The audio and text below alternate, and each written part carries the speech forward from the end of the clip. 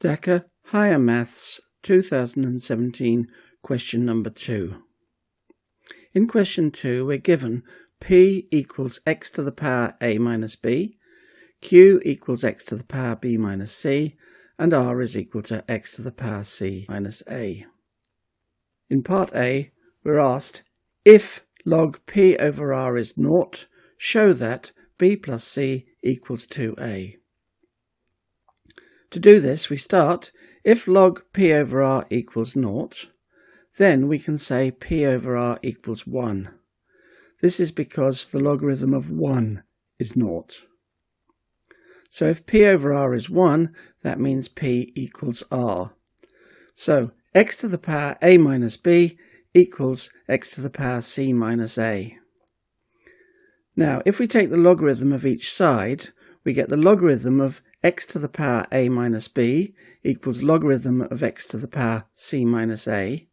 But we know that logarithm of x to the power n is equal to n log x.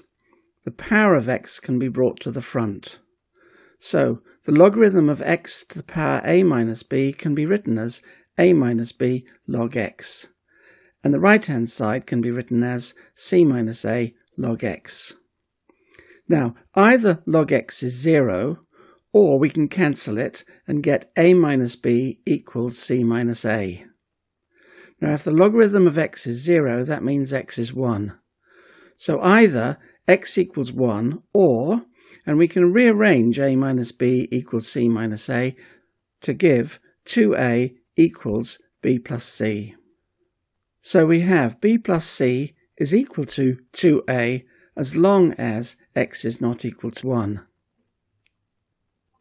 Now in part B we've got to prove that 1 over 1 plus q plus p to the minus 1 plus 1 over 1 plus r plus q to the power minus 1 plus 1 over 1 plus p plus r to the power minus 1 equals 1. Now to do this we can simplify it if we let x to the power a be r, x to the power b equal s, and x to the power c equal t. Then p, which is equal to x to the power a minus b, can be written as x to the power a over x to the power b, which can be written as r over s.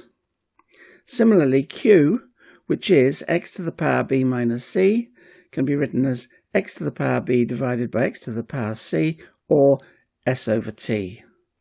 And r can be written x to the power c minus a, which is x to the c over x to the a, or t over r. Now, p to the power minus 1 is equal to 1 over p, which is equal to s over r. q to the minus 1 is 1 over q, which can be written as t over s, and r to the minus 1 can be written as 1 over r, or r over t. So now, if we start with what we're given, 1 over 1 plus q plus p to the power minus 1, plus 1 over 1 plus r plus q to the power minus 1, plus 1 over 1 plus p plus r to the power minus 1, by substituting we can write that as 1 over 1 plus s over t plus s over r, plus 1 over 1 plus t over r plus t over s, plus 1 over 1 plus r over s plus r over t.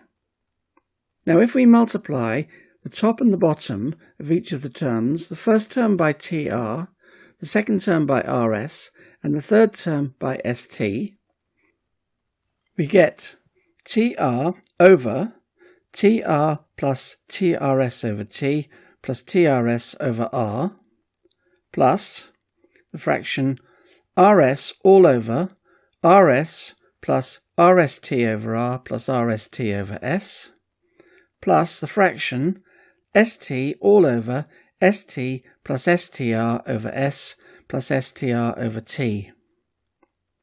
Now a lot of those terms cancel.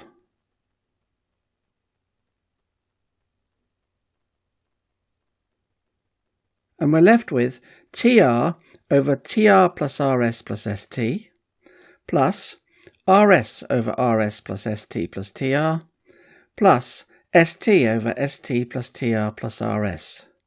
Now those three fractions are all over TR plus RS plus ST, so we can put them over a common denominator, and we end up with TR plus RS plus ST all over TR plus RS plus ST, which is the same on the top and the bottom, so it's equal to 1.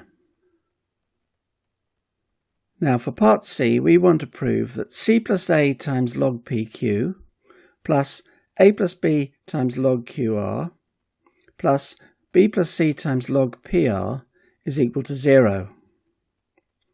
Now to solve this, we have PQ equals x to the power A minus B times x to the power B minus C, which is equal to x to the power A minus B plus B minus C, which cancels to x to the power A minus C.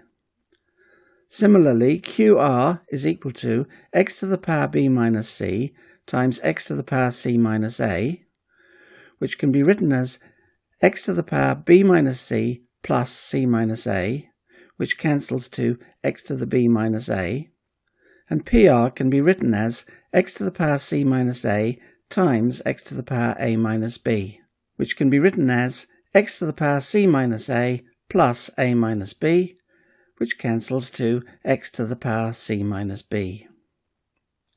Now, if we look at what we were originally given, x plus A times the logarithm of PQ plus A plus B logarithm of QR plus B plus C logarithm of PR, this can be written as x plus A log x to the power A minus C plus A plus B log x to the power B minus A plus B plus C log x to the power C minus B.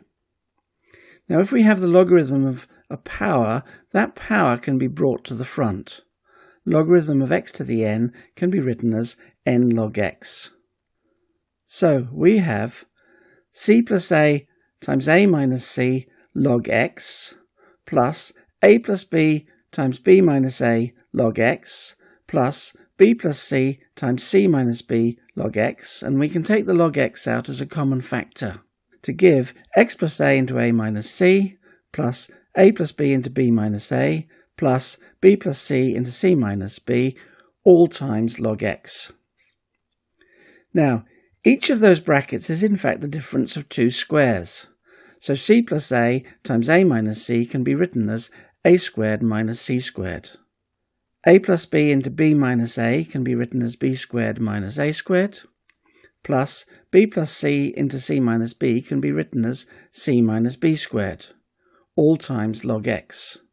Now we've got an a squared and a minus a squared, a b squared and a minus b squared, a c squared and a minus c squared, and so they all cancel out, leaving us with 0.